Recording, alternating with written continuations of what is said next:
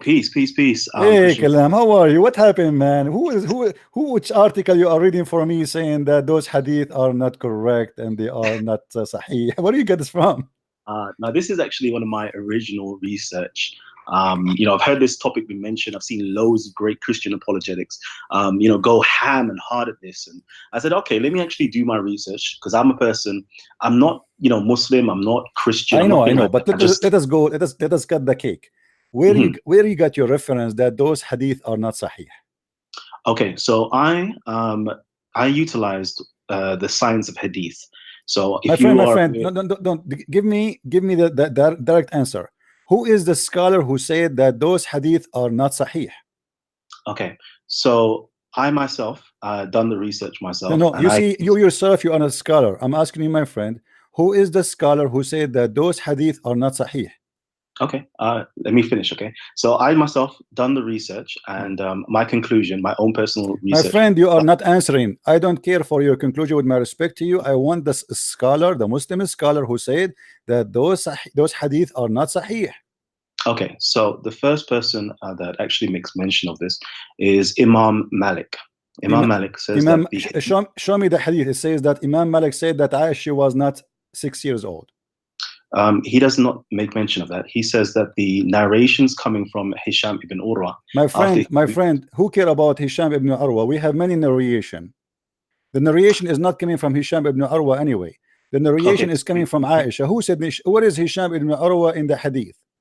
Okay, so I'm sharing my screen. I'm actually on my channel right now as well, live streaming. So if I can just, share it with my audience.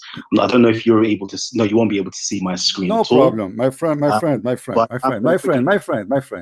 This hadith is mentioned by many people. It's not. You don't like, no, it does. No, it does. And as you see, the Muslim scholars agree. Huh? Okay, with all respect, Chris Prince, let me just finish speaking, right? All right. So we have, the hadith, there is 19 different places in the Sahih Sittah, in the 6 great books of hadith collections, right? Out of the 19, 14 of them trace back to Hisham ibn Urwa, 2 of them traces back to Al-Amash, 2 of them trace back to Abu Ubaidah, and 1 of them traces back to Abu Salama ibn Abdul Rahman. Okay. So in seeing that, right, I've done my research on this, utilizing the science of hadith, and we've come to the conclusion that the 5 categories of what makes a hadith sahih, all right, which is, let me just quickly tell you what the 5 categories are. It is to do with whether the narrations, or the narrators, should I say, are reliable. Okay, let us cut this. Listen, do you see the screen? Do you see my screen? I don't at present. Give me a second. Let me go onto your channel and have a look. Christian Prince. Here we go. Okay. Does it say Sahih? Give me 1 second. There's just an ad that's playing right now. Give me 1 second. Okay, skip ad, and here we go. It says Sahih. Okay. So now what we will do?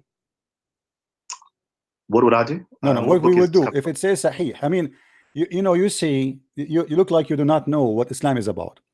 When the Muslim, they say that there's narration of a person is not sahih, does not mean that hadith itself is not sahih. As an example, the one who recited the Quran himself, he was accused to be a fraud, corrupt, a thief, and a liar, and the same as his father. The Quran you read today is Quran of Hafs. I can show you right now. Actually, I did it in your program. Do you remember? Of course, of course. So Hafs himself is rejected in the hadith, accepted in the Quran, correct? Correct. Okay, so why they accept the Quran? That's a good question. Okay, so no. You see, the good question is here. Is no, we cannot take somebody says because Malik he said this guy. The Muslim scholars, they have to agree that this hadith is rejected or accepted, and they agree that it is accepted. All Islamic fatwa, you can go and search right now, not even an Islamic center who have scholars agree that those hadith are not sahih. So my friend, don't let them fool you and say to you, oh, this guy, there is somebody said that he's a liar. All of them, they are liars. Who said that Al-Bukhari is not a liar? Who said that Muhammad is not a liar? Who said that Aisha is not a liar? All of them, they are liars. So my friend, when the Muslims, they say that they are lying at each other and lying about their prophet, that's not my problem. That is their problem. Same time, Here we go, we have the liar saying that this is a Sahih hadith. What we will do with it? Indeed. So let me, if I have the possibility to actually speak, I don't disagree with you in terms of it's been labeled as Sahih, right? But the problem is that a lot of people are under the false conceptualization that everything inside of Sahih Bukhari or Sahih Muslim is actually Sahih, and that's usually just the laymen. They actually have that opinion, but the actual scholars, and I'm reading from a book now called the let me just quickly get it. So it's called the Textbook of Hadith Studies on page 38. It says in there, thus it is noted that of the total of 430 or so of al-Bukhari's transmitters, only about 80 have been questioned or labeled as weak. Whereas of the total of 620 narrators of Muslim, the critiques have raised questions over 100. Okay, my friend, let us get it short. Let's get it short. Hold on. Show me the scholar who say that this hadith is specifically in Sahih al-Bukhari is not accepted. Okay, so if I could just finish, it says here about 89 of al-Bukhari's hadith have been identified to have some defect, whereas in Muslim collections such hadith have been numbered at 100. Okay, so over here we can see that we have at least 89. First of all, who is the one who numbered those 100? Who are they? Okay, so if we go inside of the book, there is the footnote which alerts us to exactly who these scholars actually are, who says these things. I'm just going to put it out there to get what book you are reading from? This is from a textbook of hadith studies. My friend, this is not a scholar book. This is a book about the hadith. Somebody coming in with his opinion saying, I say this. This is Sahih al-Bukhari. I can play for you right now. I can show you tons of thousands of videos speaking about how accurate Sahih al-Bukhari. Sahih al-Bukhari is the second book after the Quran. So anyone want to say it is not true, he have a problem to show us where he got this from. It's not you see, not every narration in Sahih Bukhari my friend. First of all, Sahih Bukhari is one of 6 narration of 6 authentic hadith according to the Muslim Sunni. Secondly, yes, in your video you said that the one who says in the Quran marrying from young is Ibn Abbas, right? Who said that that's Ibn Abbas? All the scholars agree about this. Okay, can we just stick to one point? And yeah, we are, because we have to connect. You see, Quran, we give you Quran. Are you going to say the Quran is weak too? Okay, so what about the hadith? What about the hadith we just read that the guy, his name is Jabir, and Muhammad is asking him to go and marry a child? I'm with you, Christian Prince, but if we could just stick to one topic and move on from there, at least we can conclude without actually conflating issues. So, as we were speaking about earlier on, right? So we have in there, well, out of the 19 different hadiths, 5 of them are coming from Hisham ibn Urwa, and we can open up right now onto Islam Web, and we can see what the actual scholars had to say. We can go and check it out to see what Matthew and Anaz had to say. What Yaqub ibn Shayba had to say. My friend, I just showed. I don't know how long you are with me. I just showed you what the Muslims' refutation to the lies for those who say she was 18 and she was not 16. It is the Muslims who are refuting the Muslims, my friend. Okay, that's a separate argument. I haven't put forward an argument to say what age Aisha was. I'm simply putting forward the argument that the hadith is not reliable. It's a weak hadith that should not. Who said it's weak? Who is the one who said it's weak? My friend, my friend. When the Muslim scholars, they say that this is a Sahih hadith, and then you get somebody else saying to you this is a weak hadith. Who is the stupid here? Okay, so because somebody has gathered up a hadith, right, and said that they themselves have entitled their book, well, actually, they haven't even entitled their book as such, but let's just pretend that they've entitled their book Sahih. It doesn't mean that when somebody else comes along now and actually critiques their work, that everything in there is actually Sahih. It's kind of being very pomp to think to yourself that I am correct and everybody else must be wrong. Every human being is fallible. So therefore, this is not what the Muslims believe, my friend. This is not what the Muslims believe. This is not what the Muslims believe. Because if the Muslims believe in this, first of all, then they will not accept a book. It's called Sahih al-Bukhari or Sahih Muslim.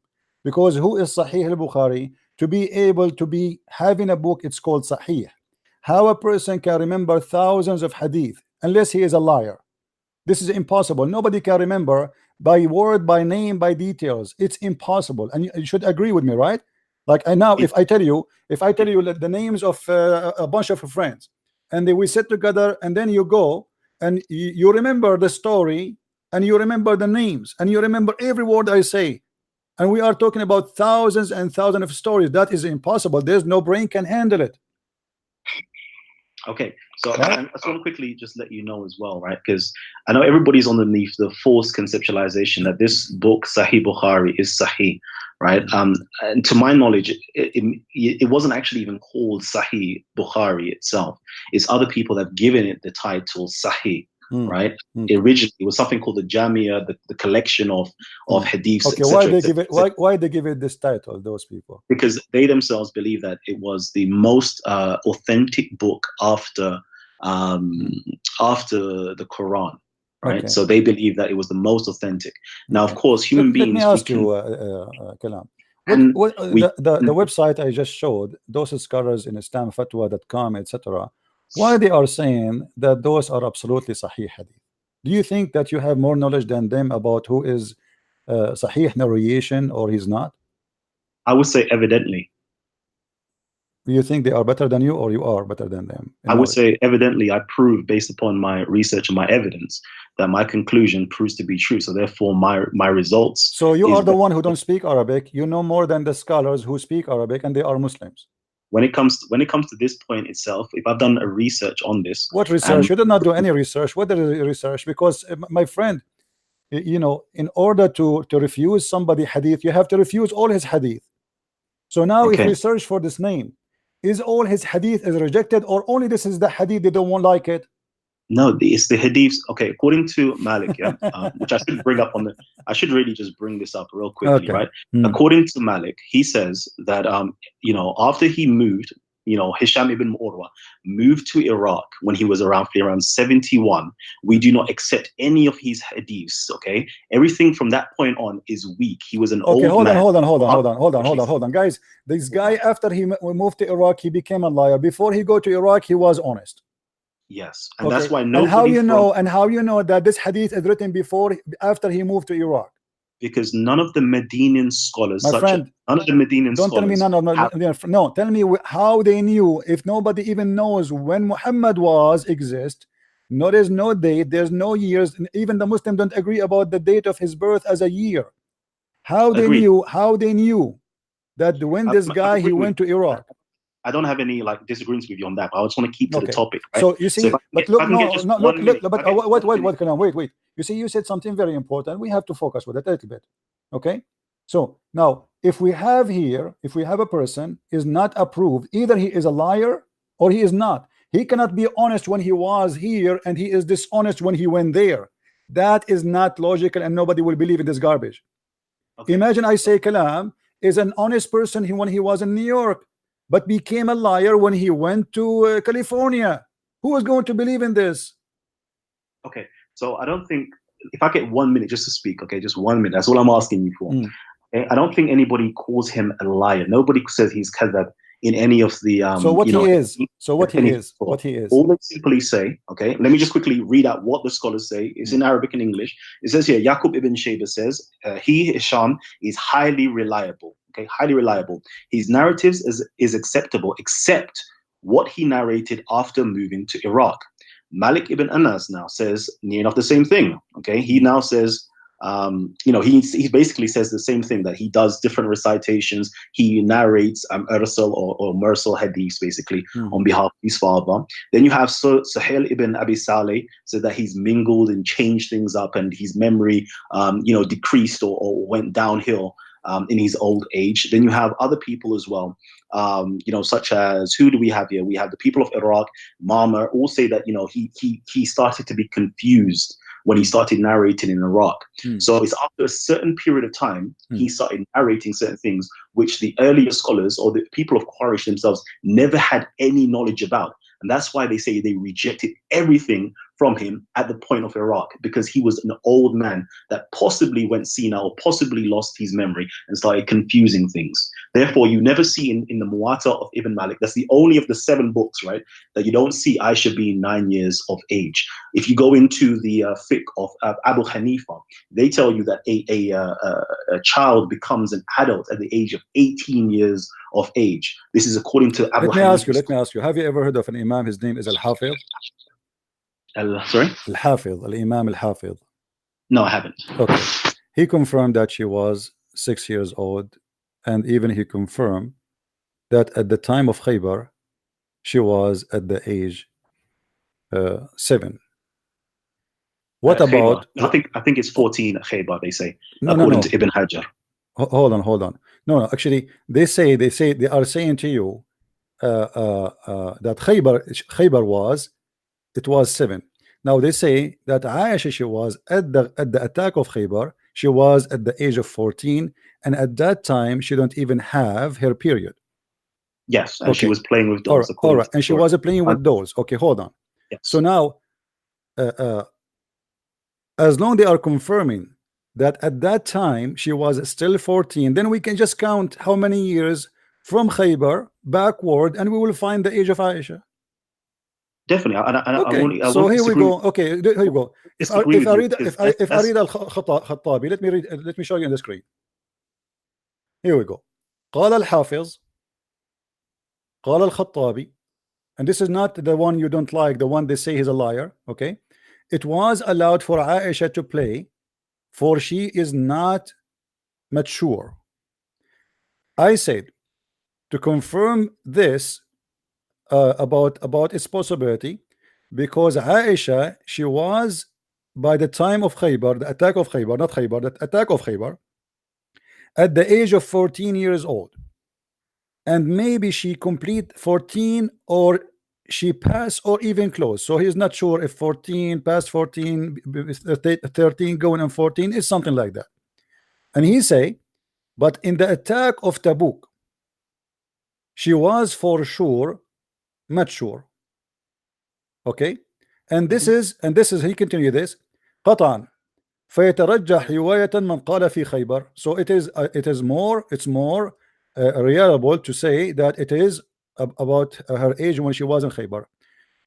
كانت سنة 7. Okay, so he's saying Khaybar was in the year of 7. Okay, so now if we go and we calculate the years, what that will make Aisha? Yeah. So again, Christian Prince, Okay. unfortunately, you know, I'm taking an academic approach. My friend, we are taking we are quoting for you reference from scholars. You know, I'm not going to scholars, no. right? The problem is you are quoting what Muslims they claim about a guy, and they themselves they say that this guy is very trustworthy when they want. When they want, they say he is not trustworthy, because everybody will laugh if you say Christian Prince, he is honest when he is in the kitchen, but he is not honest after he moved to the living room. There's nobody will accept such a garbage, my friend. This is not academic. This is an opinion of a guy. Maybe he is jealous from this guy. Maybe they don't like him. Maybe he is from different sect. Maybe they are trying to put him down, because this is exist always in the Islamic history. As an example, there's many writers they speak against Al-Bukhari. Even some of them they accuse him that he is not even a Muslim. Even some they say he never exists. Even some they say how he can remember and he can memorize even when he was blind. So there's tons of stories. Everybody come with his story. Now if we read together, my friend, the book. Okay, can I just get 2 minutes? Yeah. I just want 2 minutes. Okay, so 2 minutes. So you know, first of all, I just want to make this clear, right? In terms of tafsirs, in terms of commentaries from scholars and so forth, right? I'm not going to deny that they believe that Aisha was 9 years of age when the consummation took place. I'm not even going to deny that most Muslims, you know, no matter how perverse this idea is, right, actually believe and acknowledge that Aisha was 9 years of age when Muhammad consummated the marriage. They even go as far as to say that they believe that Aisha was 6 years old when the Prophet was having some type of sexual or dream with her about the angel and so forth. I'm not going to deny all those things. I'm going to say, yes, this is what it says, and this is what their commentary says about this, okay? Push that aside for a hot minute, right? Because that's what Muslims say. That's a Muslim argument. I'm not having it, okay? The argumentation I'm having is an academic one. I'm going from a chronological perspective, okay? Is it as though what actually happened during the lifetime of the Prophet? What happened during the you know, the following years of the Prophet with the Sahabas? What happened with the Tabayin? What does have to do with the topic we are talking about? And what happened with the fiqh, the faqih, the jurisprudence scholars and so forth, right? How did things actually evolve with the idea that Aisha my friend, you are quoting for me. You are talking too much, but you are not saying to me what does have to do with this. This hadith is approved by Muslims. So, okay, and so I'm not all talking. the Muslims, you know, if we go right now, me and you, to the official government website of the Kingdom of Saudi Arabia, do you think it's for their benefit to say Muhammad, he did marry at the age of 6, but he's not? Do you think they are not academic? But you are the guy who do not know how to read Arabic or to write Arabic. You know what academic means. Do you think that the one who get PhD in Islam and teach in Islamic university in the city of Mecca and Al-Medina, they are not academic, but you are the one who do not know 2 words in Arabic, you are academic? Yeah, because I've spoken to a lot of okay, Muslims. we have nothing to talk about, guys. This guy, he think he's no, there is no more to talk. Thank you. This guy, he think that he is academic, and the scholars of Islam, they are donkeys. Thank you very much. There's nothing to argue about. The hadith in front of me had nothing to do with the name even you mentioned. Is it academic or not? When we show you what the Muslim believe from the official government website of the Kingdom of Jordan or the Kingdom of Saudi Arabia, and you know and I know and everybody knows that nobody dare to fabricate something because it can cause you death. They will kill you.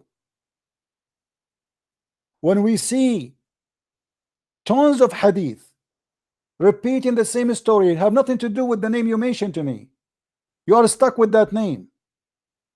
But there's many stories from other names, what they will do with them. When you see an article written by Muslim scholars, not Muslim Abdul who made, and then he says to me, this is my own conclusion. Who are you? Academic study. What academic study? How you can get the time when this guy, he went to Iraq, and how this guy can be a liar in Iraq, but he is a truthful in Mecca or Al-Medina? Who can believe in such a garbage? That is a joke. So if you want to talk in academic, you don't tell me this is my conclusion.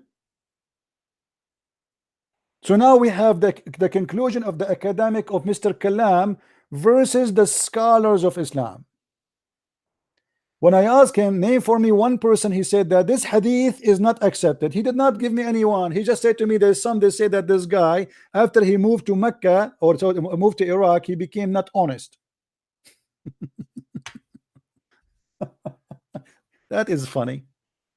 Anyway, thank you, Kalam. You know, sorry I hang up on you because I don't want to waste my time, because you keep saying to me this is my conclusion. Keep your conclusion. Even Muslims don't agree with you, and Muslims they have articles written by the scholars. It says refuting the lies that Aisha, she was 18 when she married the Prophet, confirming that she was 6 years old. And I post the links, everybody can go and check them out. Actually, there's many of them, they are in English. If you want to come with your own conclusion, you see, when I debate Muslims, I don't come with my conclusion. I show them reference, I show them proofs, and my conclusion is something for me. I can add it later for those who want to listen to me for what I say. But if I want to prove something to a Muslim, I don't say my conclusion is. It is what the Muslims believe. And when we say what the Muslims believe, is not a guy who's making an article today. You see, for 1400 years, not even a single Muslim he dared to say that this hadith or those stories are not true. But today, because it's bringing shame and it's a disaster, so they start fabricating stories. And even all of us, we knew that the Muslims, they love to defend their prophet. Like this website we are reading from, where it's confirming that Aisha, she was 6 for sure. They are not people who hate Muhammad. They will kill you for the sake of Muhammad.